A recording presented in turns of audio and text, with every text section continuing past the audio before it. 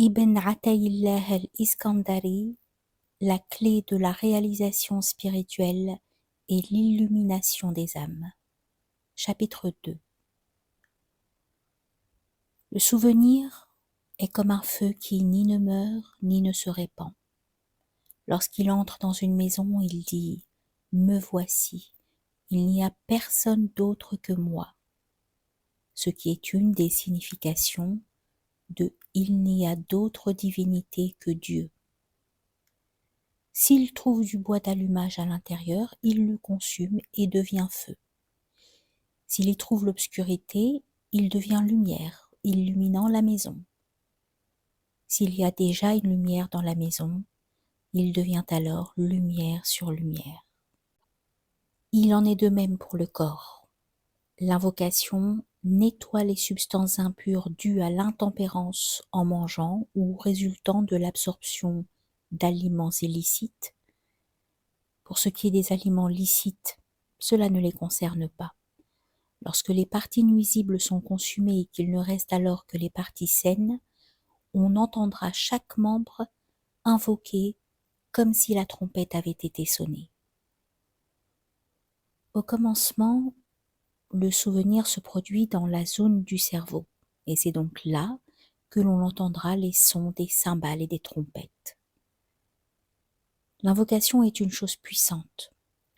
Lorsqu'elle s'engouffre en un lieu, elle le fait en sonnant des cymbales et des trompettes, car l'invocation s'érige contre tout ce qui n'est pas la vérité. S'installant en un lieu, elle cherche activement à expulser son opposé, que nous trouvons par exemple dans la combinaison de l'eau et du feu. Après avoir entendu ces sons, on en entendra une variété d'autres, tels que les ondulations de l'eau, le vent qui souffle, le bruit des flammes, le son du moulin à vent et le bruissement des feuilles dans les arbres. La raison pour cela est que l'homme est composé de toutes substances, à la fois nobles et viles, de terre et d'eau, de feu et d'air, des cieux et de la terre. Ces sons se situent entre chacun de ces pairs. Chaque élément et chaque nature appartient à ces substances. Celui qui a entendu de ces sons glorifie Dieu et déclare sa sainteté avec toute sa langue. Voilà le résultat de l'invocation par la langue avec la force de l'absorption totale.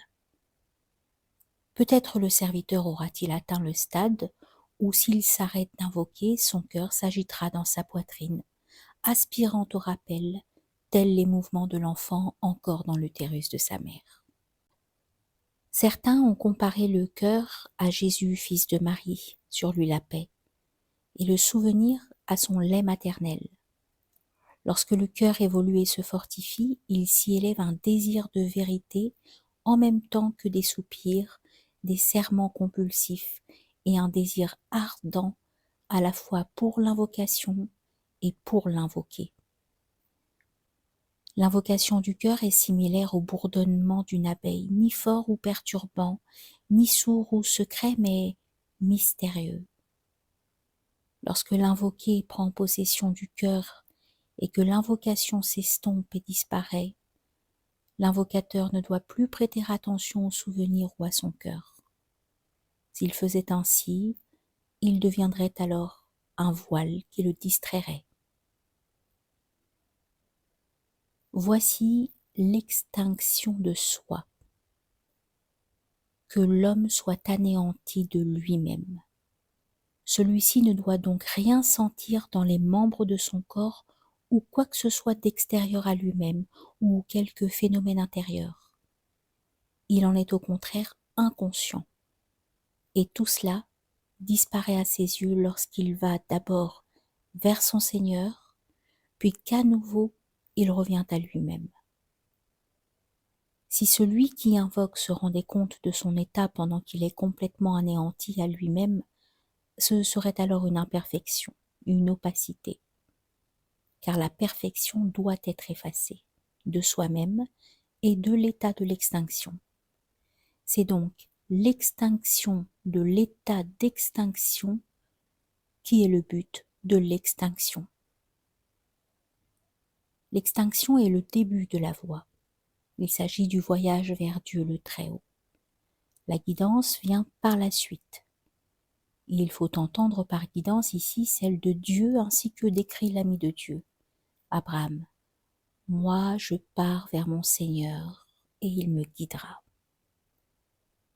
Cette absorption totale ne demeure et ne dure que rarement. Si l'invocateur fait preuve de persévérance, elle deviendra une habitude profondément enracinée et une station permanente par laquelle il pourra monter jusqu'aux cieux les plus élevés. Dans cette station de l'absorption, il contemplera l'être vrai et pur, et il portera l'empreinte de la nature du royaume invisible, El Melekut.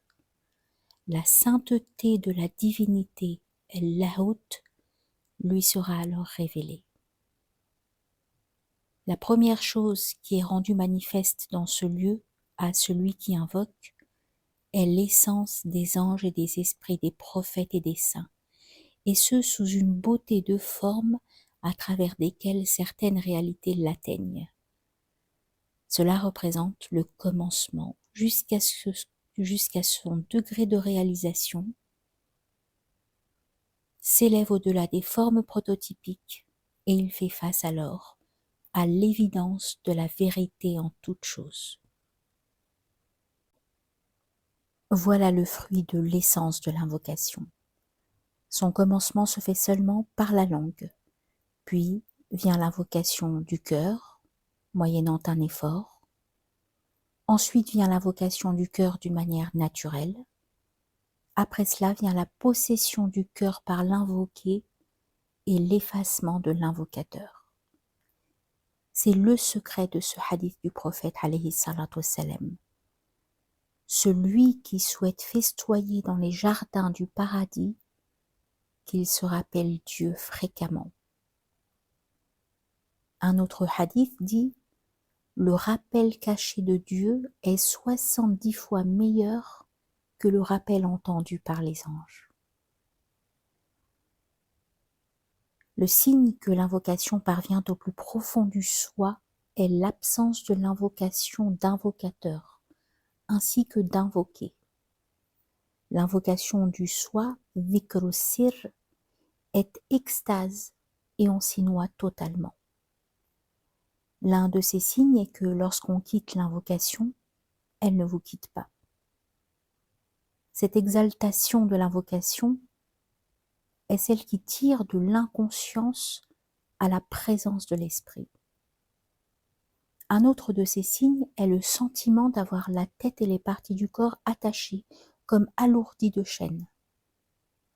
Encore un signe est que son feu ne décroît pas et que sa lumière spirituelle ne disparaît jamais. Bien au contraire, les lumières se verront toujours ascendantes et d'autres descendantes, pendant que les feux sont autour, purs, brûlants d'ardeur. Lorsque l'invocation atteint les tréfonds du centre de la conscience, au moment où l'invocateur se fait silencieux, l'invocation devient pour lui pareille à une aiguille perçant la langue, ou même comme si toute sa face était une langue invoquant à travers une lumière abondante. Point subtil. Chaque rappel d'un cœur est conscient, est entendu par les anges. Leur conscience s'unit à celle de celui qui invoque. Là repose un mystère. Lorsque l'invocation est absente de la conscience par l'absorption totale en l'invoqué, le rappel est aussi absent de la conscience des anges. Note. L'invocation des lettres du nom de Dieu, sans présence d'esprit, est invocation par la langue. L'invocation avec présence d'esprit est l'invocation du cœur. Invoquer avec une absence de la conscience de soi à cause de l'absorption dans l'invoqué est invocation du soi. Voilà l'invocation cachée.